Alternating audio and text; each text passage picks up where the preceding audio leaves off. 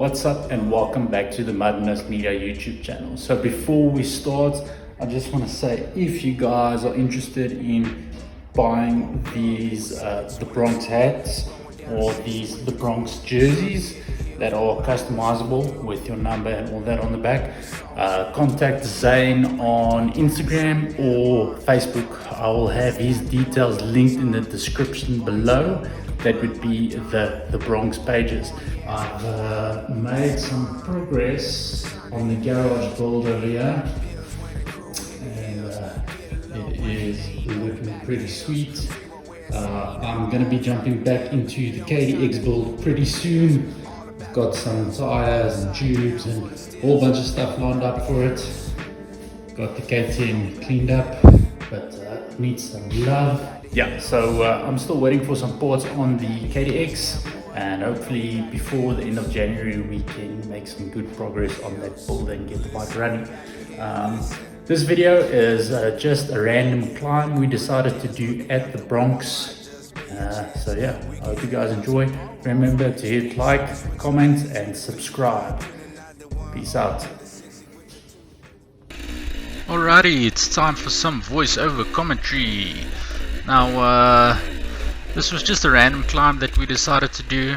So for the most of December we've been doing more cross-country enduro riding, and with the up-and-coming hard enduro season we thought, hey, it's probably time to get back into some hard enduro stuff. So this was just a spur of the moment random climb.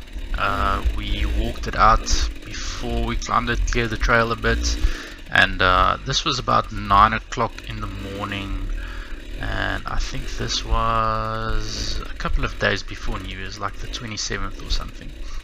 But it was a freaking insanely hot day, so we were suffering, and yeah, just did what we had to do, get up.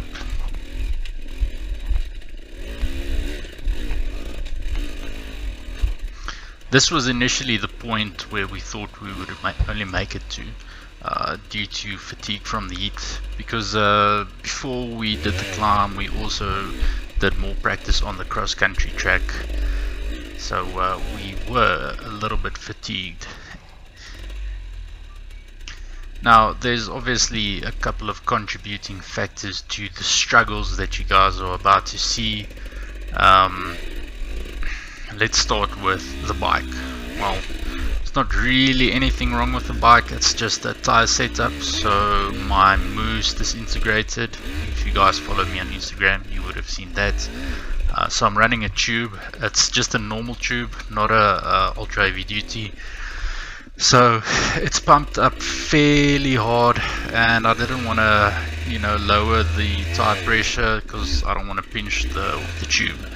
And the other thing is I'm running a hard compound tire, so the combination of a hard tire with the tube inflated to a high pressure, it's difficult to get traction. So that's the bike. Then there's the environmental factors. The heat, that just makes the fatigue a bit worse. Then the terrain. So this is essentially a virgin line. So every rock that you think is solid moves as soon as you step on it or ride over it. And in the sections where there aren't any rocks, as you'll see in the up and coming clip, you just like spin a hole in the dirt, and there's no traction. So, and then lastly, it's we haven't done hard enduro in, well, I think I haven't done hard enduro in like 2 months before this. Well, apart from the King of the Hill competition, but that doesn't really count.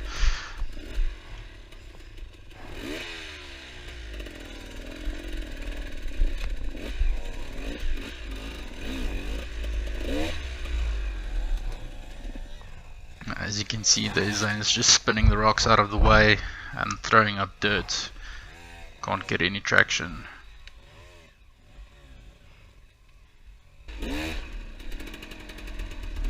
It's difficult to keep the momentum because it's a virgin line, so for me at least, I'm a cautious rider, so I like to scout the trail as I go, and that obviously means that you break your momentum a lot. And then technique, it's always just technique, not keeping my feet on the pegs. In this section it was a bit steep, so I wanted to push the bike up. The Zane gave me a little bit of a boost there. But there's a lot of spots where if I just at least kept one foot peg weighted, the bike would have gone a lot better. Instead it's just struggles all the way.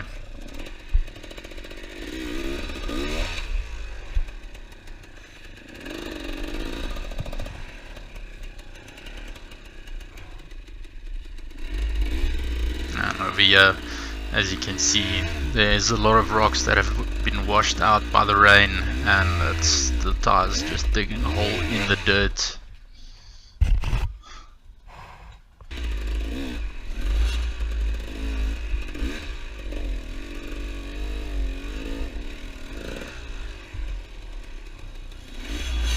Eventually got enough weight on the back wheel and a little bit of traction to get it going. But from here it's slow paced.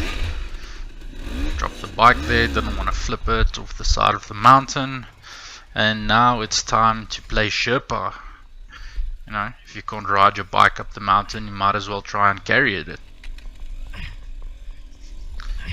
Just a waste of energy.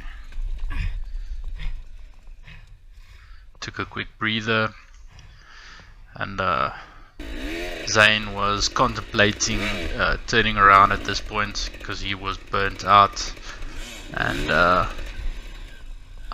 kind of thought the same thing, but I was like, it's gonna be a pain in the ass to turn around, and the peak of the climb is not all that far away, so I decided to suck it up and just push on through to the end.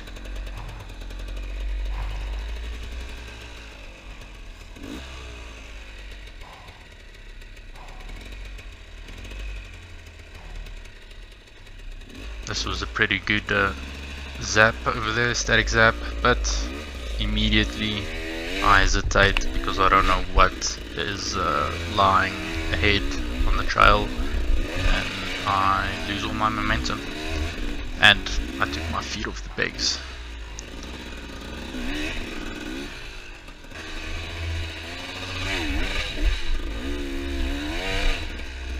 Now it's nearing the end, just one more step up that's in the way, and then you're on the mountaintop.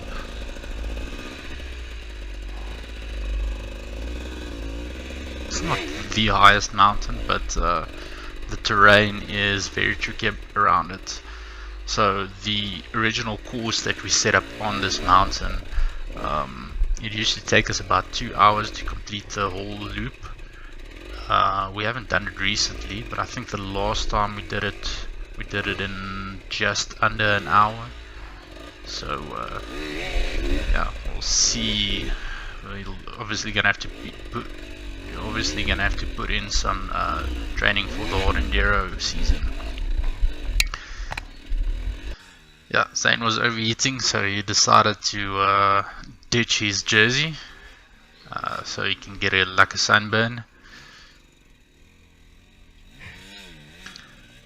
He's kind of on the edge then. As he's moving forward, he's just kind of sliding off the ridge. So I decided to help him out. He was feeling the fatigue, and I don't want my mate to fall down the side of the mountain, because he when he starts to struggle, he gets kind of crazy.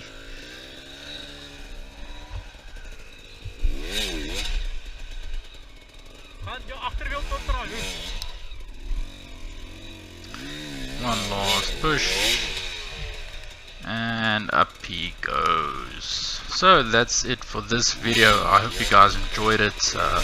Remember to hit that like button, hit subscribe, and peace out and keep ripping.